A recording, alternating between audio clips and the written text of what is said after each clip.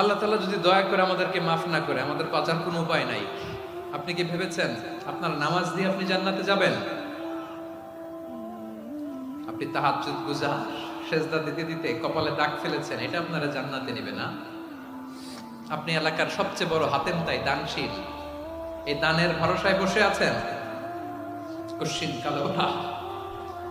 আমাদের নামাজ, আমাদের রোজা, আমাদের ইবাদত, এগুলোকে মিজানের পাল্লায় উঠালে কোনো ওজনই হবে না। তবে আমাদের একটা কৌশল জানা আছে, আমরা আল্লাহর রহমতের ভিখারি। আমরা সেদিন আগেই গুনার স্বীকৃতি দিয়ে দেব। আমরা বলবো, আল্লাহ তুমি প্রশ্ন করার আগে তোমার একটা কথা বলি, আমারে কিছু জিজ্ঞেস করো না, আমি সব করেছি। এমন কোন পাপ নাই যে পাপ আমারে দিয়ে হয় নাই। তোমার রহমত দিয়ে তুমি জান্নাতে পাঠাবা, তোমার দয়ায় জান্নাতে যেতে চাই, আমল দিয়ে না। পারবেন বলতে? কিয়ামতের দিন আমরা বলবো, আল্লাহ আমার আমল দিয়ে জান্নাত চাই না, আমি তোমার দয়া দিয়ে জান্নাত চাই। তোমার দয়া ছাড়া আমার কোনো উপায় নাই।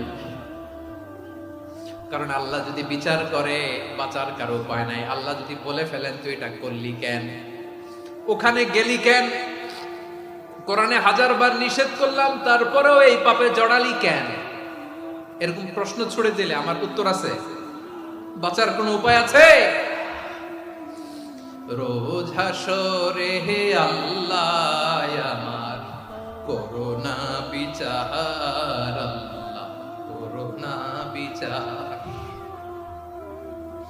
বিচার চাহি না তব দয়া চাই, এ গুনাহগার